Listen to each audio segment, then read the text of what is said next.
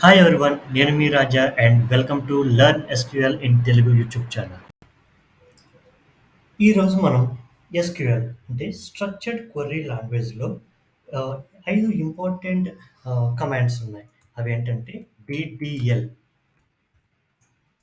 DML, DCL, TCL and DQL. DDL అంటే data definition language. DML అంటే data manipulation language. DCL అంటే data control language. TCL అంటే transactional control language. ఇక మిగిలింది DQL. DQL అంటే data query language. దీన్నే DRL అని కూడా అంటారు. అంటే డేటా రిట్రీవల్ లాంగ్వేజ్. ఈరోజు మనం వీటిల్లో డిడిఎల్ కమాండ్స్ గురించి తెలుసుకుందాం. డిడిఎల్ కమాండ్స్ అంటే data definition language commands.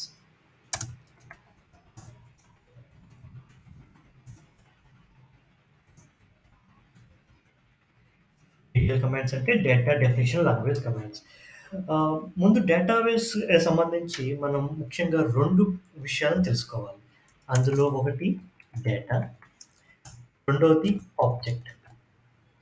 Data అంటే మనం ఏ ఇన్ఫర్మేషన్ అయితే డేటాబేస్‌లో స్టోర్ చేద్దాం అనుకుంటున్నామో దానిని డేటా అంటారు. ఇంకా ఆబ్జెక్ట్ అంటే ఈ డేటాని స్టోర్ చేయడానికి లేదా ప్రాసెస్ చేయడానికి అవసరమయ్యే కాంపోనెంట్స్‌ని ఆబ్జెక్ట్ అంటారు. ఉదాహరణకి మనం డేటాబేస్‌లో డేటాని టేబుల్స్‌లో స్టోర్ చేస్తాం.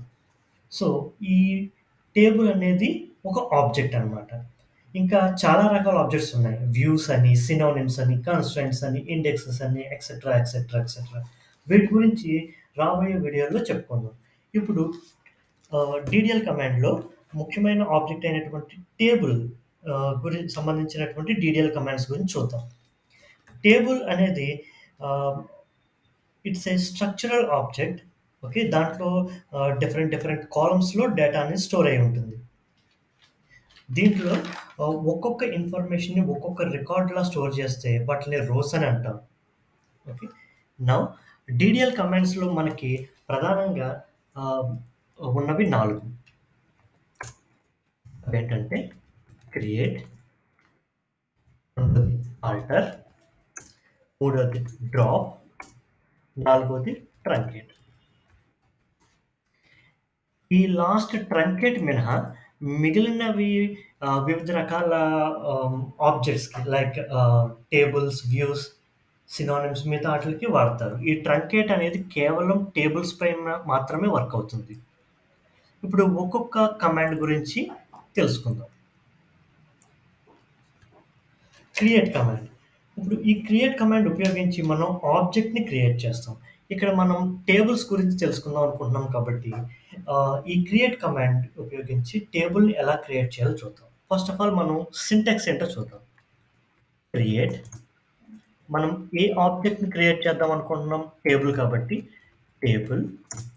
మనం ఆ టేబుల్‌కి ఒక నేమ్ ఇవ్వాలి. నేను స్టూడెంట్ అనే ఒక నేమ్ ఇచ్చాను ఆ టేబుల్‌కి. ఓకే. అండ్ బ్రాకెట్ ఓపెన్ చేసి ఇక్కడ మనం అందులో ఎన్ని కాలమ్స్ ఉండాలో ఈచ్ కాలమ్ నేమ్ అండ్ దాని యొక్క డేటా టైప్. అంటే నంబర్ టైపా? లేదంటే వార్‌చార్ టైపా? లేదంటే డేట్ టైపా? అనేది మనం ఇక్కడ మెన్షన్ చేయాలి. నేను ఫస్ట్ కాలమ్‌కి ఎస్ఎన్ఓ అనే ఒక కాలమ్ నేమ్‌ని ఇస్తున్నాను. దీనికి నంబర్ డేటా టైప్‌ని ఇస్తున్నాను. నెక్స్ట్ రెండో కాలమ్ వచ్చేటప్పటికి ఎస్‌నేమ్.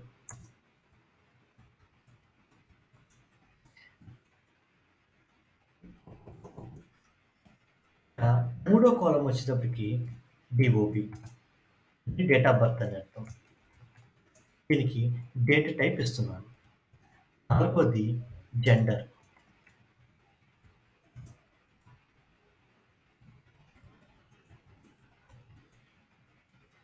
ఓకే. ఇలా అన్నీ ఇచ్చిన తర్వాత మొత్తం అన్ని కాలమ్స్ కవర్ అయిన తర్వాత మనం దాన్ని క్లోజ్ చేయాలి. ఇది సింటాక్స్ అన్నమాట. సింటాక్స్ ఎలా అంటే క్రియేట్, మనం ఏ ఆబ్జెక్ట్ టైప్‌ని క్రియేట్ చేద్దాం అనుకుంటున్నాం టేబుల్ కాబట్టి టేబుల్ అండ్ దాని యొక్క ఆ టేబుల్ యొక్క నేమ్. నెక్స్ట్ ఈ బ్రాకెట్స్ మధ్యలో కాలమ్ నేమ్ అండ్ అది ఏ టైప్ ఆఫ్ డేటాను హోల్డ్ చేయాలి. ఇప్పుడు స్టూడెంట్ నంబర్ అనే వాల్యూస్ జనరల్‌గా అన్నీ కూడా నంబర్స్ ఉంటాయి కాబట్టి నంబర్ టైప్. ఇక్కడ బ్రాకెట్‌లో 10 అంటే ఏంటంటే ఇది 10 డిజిట్స్ వరకు స్టోర్ చేసుకుంటుంది. అలాగే నేమ్ అంటే స్టూడెంట్ నేమ్ అనే దానికి వార్‌చార్ 2 అంటే ఏంటంటే ఇది variable length character data type అనమాట. అంటే ఇది 50 క్యారెక్టర్ల వరకు ఈ కాలమ్‌లో స్టోర్ చేసుకుంటుంది. అదే డీఓబీఏ డేట్, డేట్ అనే ఆహ్, టైప్ వాల్యూని ఈ కాలమ్‌లో స్టోర్ చేసుకుంటుంది.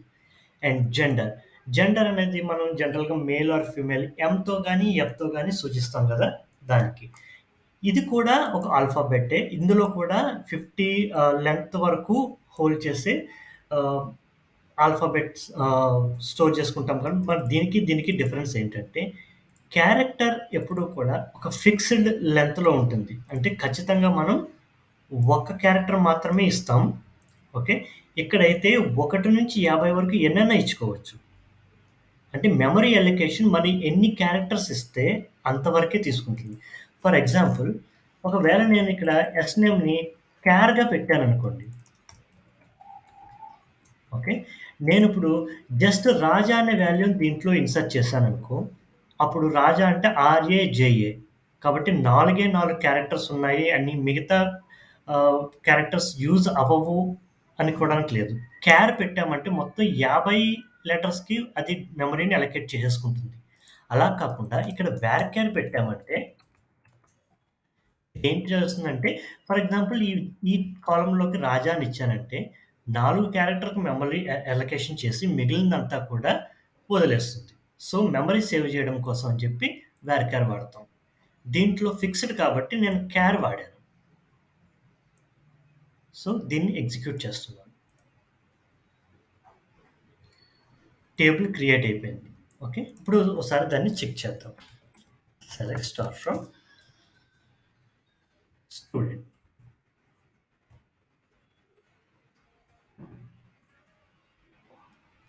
చూసారా ఒక టేబుల్ క్రియేట్ అయింది.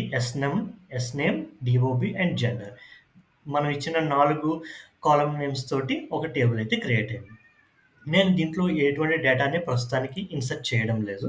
జస్ట్ ఇది మాత్రం చూపిస్తున్నాను స్ట్రక్చర్‌ని. ఓకే. ఇప్పుడు ఏమిటంటే దీంట్లో సెకండ్ కమాండ్ ఏంటంటే ఆల్టర్ కమాండ్. క్రియేట్ తర్వాత ఆల్టర్. ఆల్టర్ కమాండ్ అసల మనం ఎందుకు యూజ్ చేస్తామంటే, ఒక ఆబ్జెక్ట్ యొక్క స్ట్రక్చర్‌ని మార్చడానికి, లేదా దాని ప్రాపర్టీస్ మార్చడానికి మనం ఆల్టర్ కమాండ్స్‌ని యూజ్ చేస్తాం.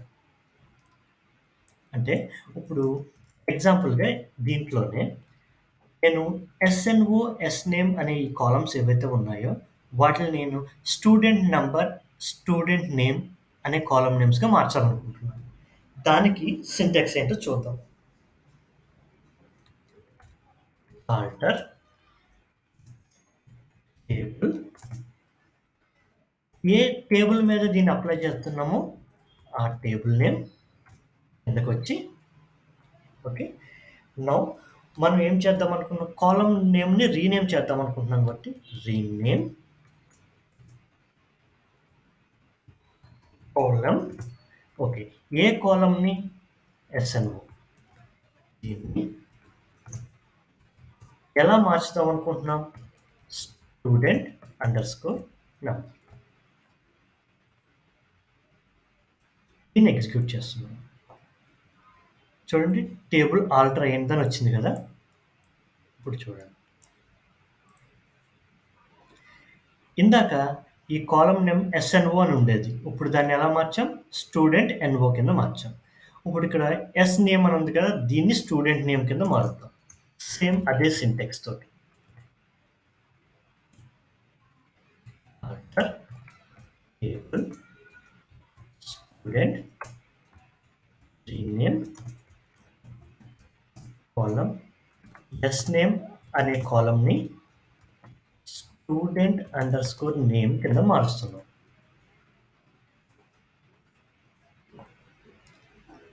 చూడండి టేబుల్ అనేది ఆల్టర్ అయినట్టు మెసేజ్ వచ్చింది. చూడండి స్టూడెంట్ నేమ్ కింద మారిపోయింది. ఓకే. ఇప్పుడు ఇక్కడ మొత్తం 4 కాలమ్స్ ఉన్నాయి. నాకిప్పుడు ఇంకొక కొత్త కాలమ్‌ని యాడ్ చేద్దాం అనుకుంటున్నాను. దానికి కూడా ఆల్టర్ కమాండే వాడతాం. ఎందుకంటే మనం ఆ స్టూడెంట్ అనే టేబుల్ యొక్క స్ట్రక్చర్‌ని మారుస్తున్నాం కాబట్టి ఆల్టర్ టేబుల్, టేబుల్ నేమ్ ఏంటి? స్టూడెంట్. ఓకే. మనం ఏం చేస్తున్నాం? ఒక కొత్త కాలమ్‌ని యాడ్ చేస్తున్నాం. యాడ్ నేను ఫాదర్ నేమ్ అనే ఒక కాలమ్‌ని యాడ్ చేస్తున్నాను. ఓకే. దీనికి నేను నంబర్ డేటా టైప్‌ని ఇస్తున్నాను.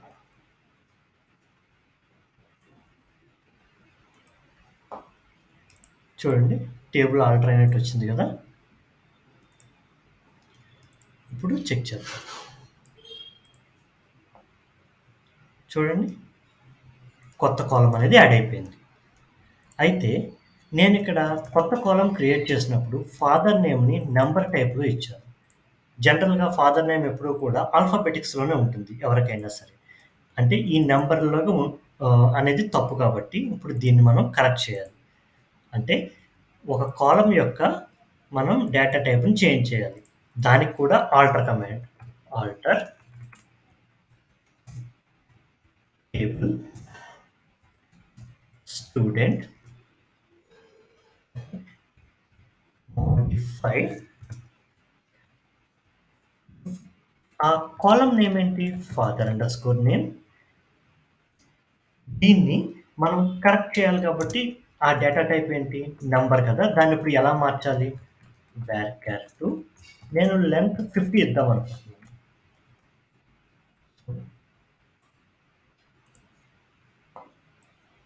ఓకే.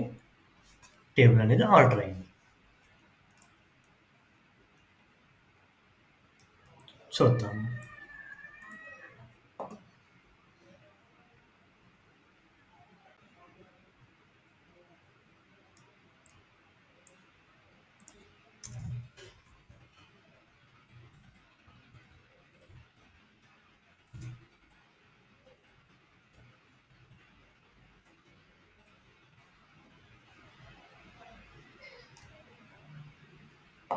చూడండి ఫాదర్ నేమ్ varchar 2 కింద మారిపోయింది. ఓకే. ఇప్పుడు మనం ఇప్పటి వరకు ఒక కాలమ్‌ని యాడ్ చేసాం. కాలమ్ యొక్క నేమ్‌ని రీనేమ్ చేసాం. ఓకే. కాలమ్ యొక్క డేటా టైప్‌ని మార్చాం. ఇప్పుడు ఒక కాలమ్‌ని డిలీట్ చేసేద్దాం. కాలమ్ మొత్తాన్ని తీసేద్దాం. కొత్తగా యాడ్ చేసిన ఫాదర్ నేమ్ అనే కాలమ్ ఏదైతే ఉందో దానిని రిమూవ్ చేద్దాం. Alter table student. ఇక్కడ మనం కాలమ్‌ని రిమూవ్ చేస్తున్నాం కాబట్టి దాన్ని డ్రాప్ కాలమ్ మనం ఏ కాలమ్‌నైతే రిమూవ్ చేద్దాం అనుకుంటున్నామో ఆ కాలమ్ నేమ్ ఇవ్వాలి.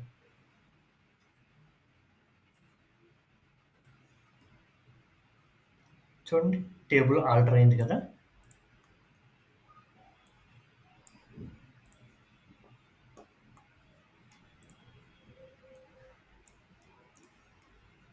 చూసినట్టయితే ఆ కాలమ్ అనేది లేదు. మీరు టేబుల్‌లో సెలెక్ట్ క్వెరీ ద్వారా కూడా చెక్ చేసుకోవచ్చు. ఆ కాలమ్ అనేది ఇప్పుడు లేదు.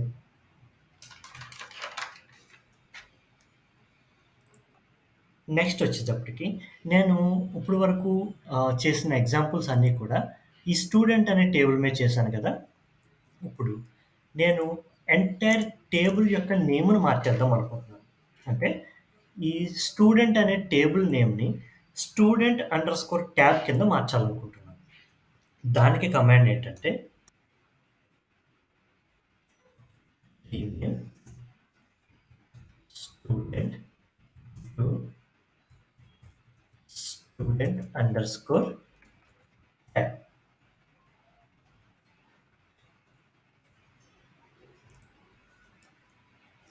చూడండి టేబుల్ అనేది రీనేమ్ అయిపోయింది.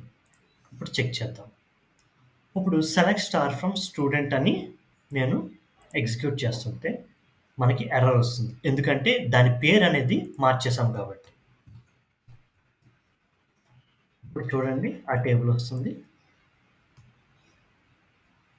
చూసారా మనం టేబుల్ నేమ్ అన్నది మార్చేసాం. దాని యొక్క కాలమ్స్ అన్నీ కూడా కొత్త టేబుల్ పేరు మీదే వస్తాయి.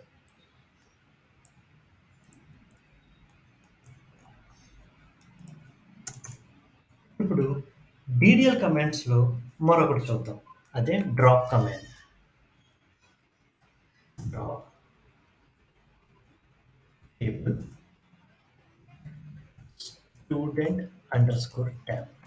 ఈ డ్రాప్ కమాండ్ ఏం చేస్తుందంటే ఎంటైర్ టేబుల్‌ని అలాంగ్ విత్ ద డేటా ఉంటే మొత్తం డేటాతో పాటుగా మొత్తాన్ని డిలీట్ చేసేస్తుంది.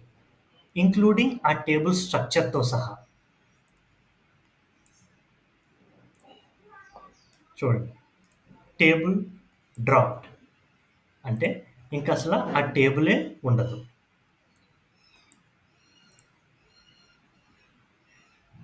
చూసారా? అట్లా.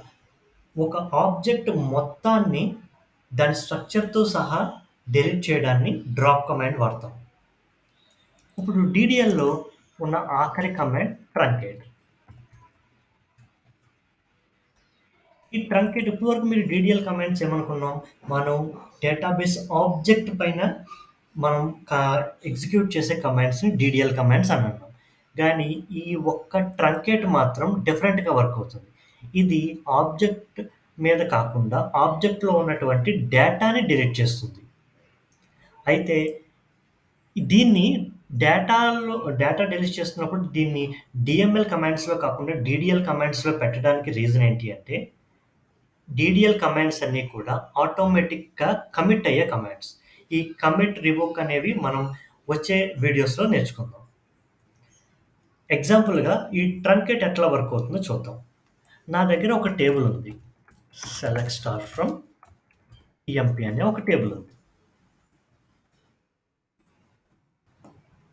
ఓకే. మనం ఇందాక డ్రాప్ కమాండ్ వాడితే ఏమైంది? డేటా పోయింది. డేటాతో పాటు ఆ టేబుల్ మొత్తాన్ని పోయింది గదా! బట్ ఈసారి ఏం చేస్తామంటే ఈ ఈఎంపీ మీద మనం ట్రంకేట్ వాడతాం. ట్రంకేట్ టేబుల్ ఈఎంపీ నేను ఎగ్జిక్యూట్ చేస్తున్నాను. Table EMP truncated. ఇప్పుడు నేను ఈ కమాండ్‌ని ఎగ్జిక్యూట్ చేస్తే టేబుల్ అయితే ఉంది గానీ దాంట్లో డేటా మొత్తం డిలీట్ అయిపోయిందన్నమాట. అట్లాగా ఈ ట్రంకేట్ అనేది వర్క్ అవుతుంది. సో, డీడీఎల్ కమాండ్స్ అనేవి ప్రధానంగా 4. Create command, alter command, drop command and truncate command. Create command అనేది ఆబ్జెక్ట్ క్రియేట్ చేయడం కోసం వర్క్ అవుతుంది. ఆల్టర్ కమాండ్ అనేది ఆబ్జెక్ట్ యొక్క స్ట్రక్చర్‌ని మోడిఫై చేయడానికి లేదా ప్రాపర్టీస్‌ని చేంజ్ చేయడం కోసం ఆల్టర్ కమాండ్ వాడతారు. డ్రాప్ కమాండ్ ఎందుకు వాడతారంటే ఆ ఆబ్జెక్ట్ యొక్క స్ట్రక్చర్‌ని మొత్తాన్ని డిలీట్ చేయడం కోసం డ్రాప్ కమాండ్ వాడతారు. ఈ ట్రంకేట్ అనే కమాండ్ ఏదైతే ఉందో ఇది ఓన్లీ టేబుల్ మీద మాత్రమే వర్క్ అవుతుంది. మిగతా డేటాబేస్‌లో మిగిలిన ఆబ్జెక్ట్ టైప్స్ మీద వర్క్ అవ్వదు. ఓన్లీ టేబుల్ మీద మాత్రమే వర్క్ అవుతుంది. ఇది ఆ ఆబ్జెక్ట్ యొక్క స్ట్రక్చర్ మీద కాకుండా దానిలో ఉన్న డేటా మీద వర్క్ అవుతుంది. సో, మన నెక్స్ట్ వీడియోలో డీఎంఎల్ కమాండ్స్ గురించి నేర్చుకుందాం. మీకు మా కంటెంట్ నచ్చినట్లయితే ప్లీజ్ లైక్ చేయండి, షేర్ చేయండి. ఇంకా మర్చిపోకుండా సబ్స్క్రైబ్ కూడా చేసుకోండి. Thank you.